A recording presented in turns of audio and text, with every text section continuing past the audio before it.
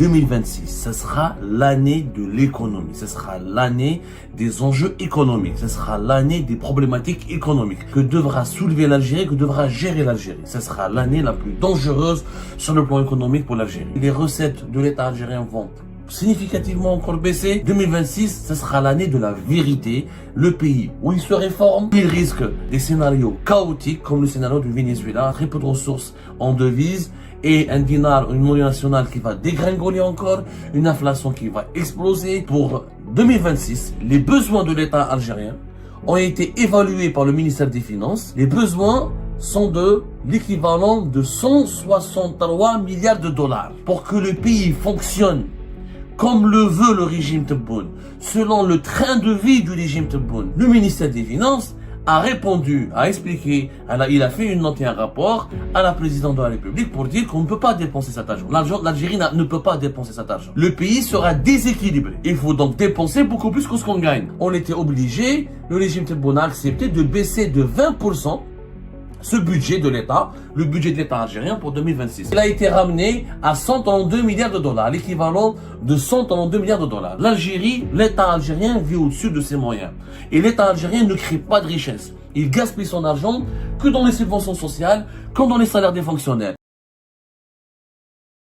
Je le dis et je le redis. Et je le redirai et je le dirai à chaque fois. 2026, ce sera l'année de l'économie. Ce sera l'année des enjeux économiques. Ce sera l'année des problématiques économiques. Ce sera l'année des défis économiques et financiers que devra soulever l'Algérie, que devra gérer l'Algérie. Ce sera l'année la plus dangereuse sur le plan économique pour l'Algérie. Ce sera l'année pendant laquelle on va s'approcher de la barre symbolique des 50 millions d'habitants.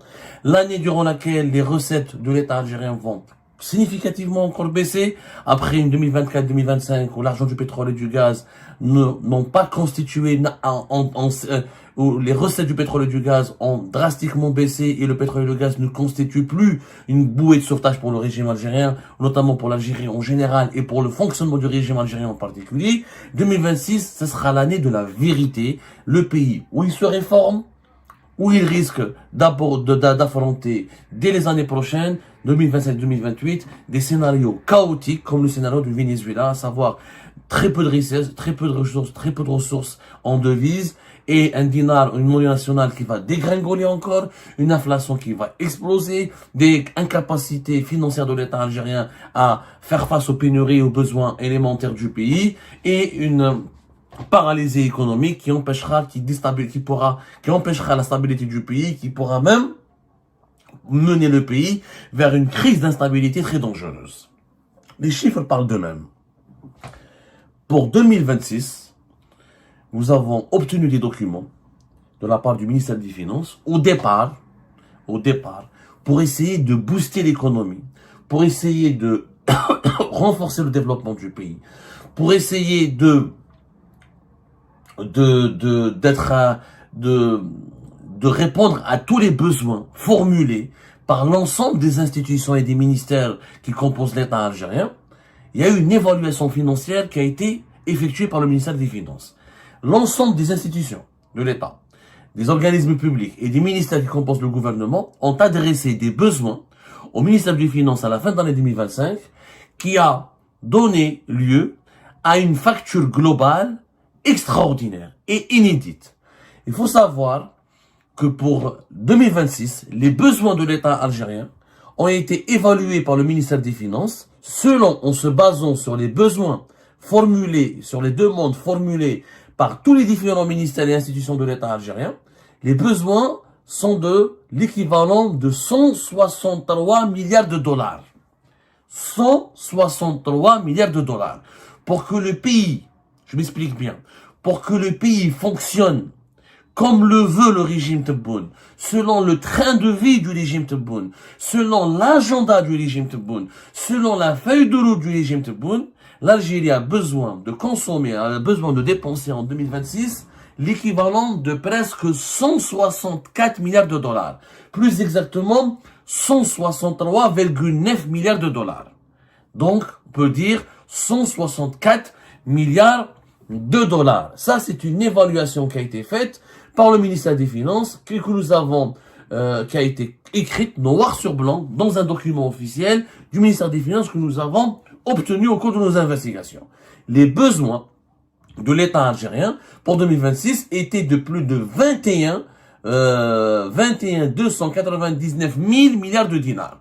Presque l'équivalent de 164 milliards de dollars. Le ministère des Finances a répondu, a expliqué, il a fait une note et un rapport à la présidente de la République pour dire qu'on ne peut pas dépenser cet argent. L'Algérie ne peut pas dépenser cet argent. Parce que si on a dépensé 163 milliards de dollars, l'équivalent de 164 milliards de dollars, à savoir plus de 21 219 milliards de dinars, on aurait eu un impact, on aurait eu un déficit budgétaire au niveau de l'État, au niveau du trésor public, qui serait phénoménal. L'Algérie, depuis l'arrivée d'Abdelmadjid Tebboune, elle collectionne les déficits budgétaires. C'est-à-dire que l'État dépense beaucoup plus que ce qu'il gagne. En 2025, l'Algérie devait atteindre un déficit budgétaire de plus de l'équivalent de 62 milliards de dollars. Ça a été une catastrophe. Au cours du deuxième semestre de l'année, Abdelmadjid Tebboune a été alerté par le ministère des Finances que si on va vers un déficit budgétaire de l'équivalent de 62 milliards de dollars, le pays sera déséquilibré. Voilà, déséquilibré. Parce que pour le déficit budgétaire, c'est quoi encore une fois?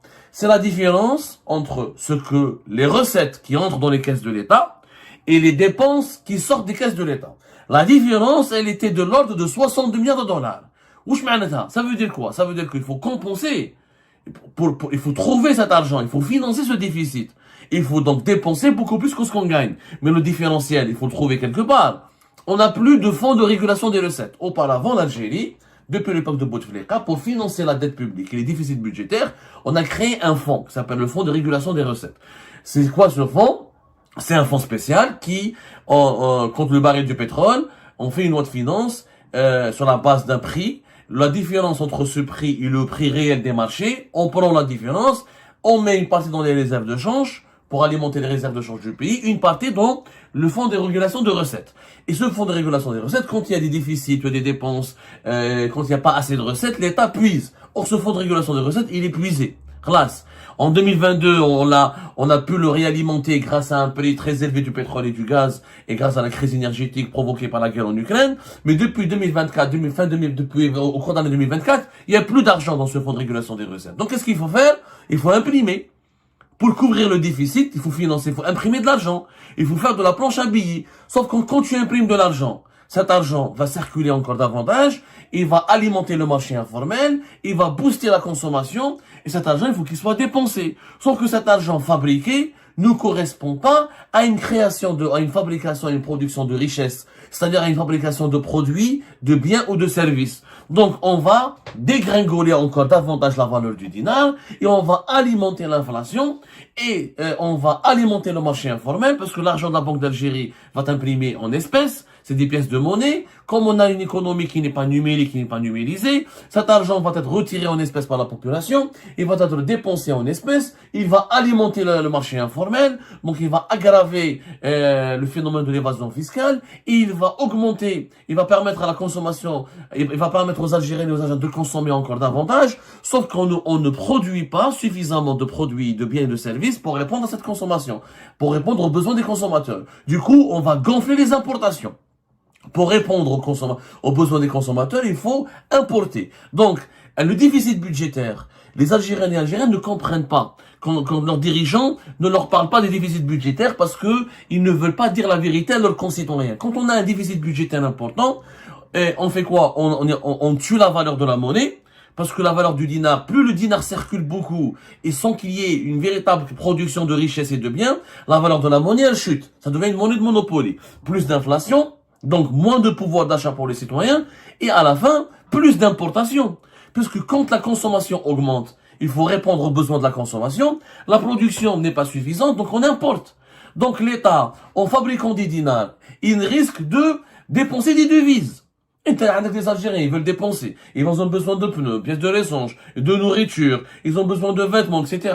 Si tu n'importes pas, qu'est-ce qui va se passer? Il va se passer des pénuries. Et tu vas favoriser la contrebande. Et s'il y a des pénuries, il y a des troubles sociaux, et même si tu n'importes pas, les produits, il y a une inflation qui augmente. Et plus l'inflation augmente, et plus la valeur de la monnaie elle chute. Et plus l'inflation augmente, plus la pauvreté dans le pays augmente. Donc, c'est un piège, le déficit budgétaire. C'est pour ça que dans les pays les plus développés, on essaie toujours de gérer les déficits. Parce que les déficits budgétaires ont un impact sur la population, un impact concret.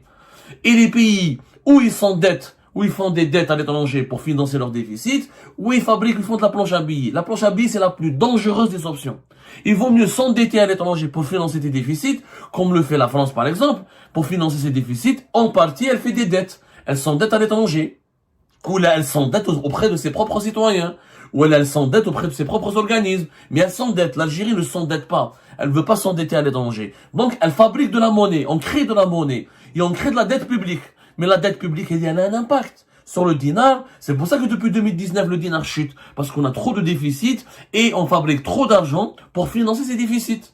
Le dinar chute, l'inflation augmente et à la fin, les importations. Parce que quand tu as de l'argent, il faut le dépenser. Il faut le dépenser. Si tu le dépenses pas de façon formelle, il aura l'informel, il aura la contrebande. Je mets le cabas. Quoi qu'il arrive, tu es obligé de dépenser tes devises. Et ça impacte les réserves de change.